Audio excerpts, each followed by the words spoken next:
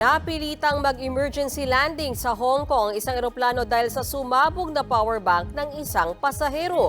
Nasa impapawid ang eroplano nang biglang umusok sa loob ng cabin. Agad dinabisuhan ng crew ang piloto na nagdesisyong mag-landing muna. Papunta sana ang Royal Air Philippines Flight RW602 sa Shanghai, China galing sa Katiklan. Wala namang nasaktan. Wala pang pahayag ang airline. Base sa listahan ng Office for Transportation Security, sa hand carry bags pinapayagang ilagay ang mga power bank. Pero depende pa rin sa airline kung gaano kalaki ang papayagan. Ipinagbabawal naman ito sa mga check-in luggage. Ang power bank ay karaniwang gawa sa lithium-ion batteries na maaring sumabog kapag sobrang taas ng temperatura.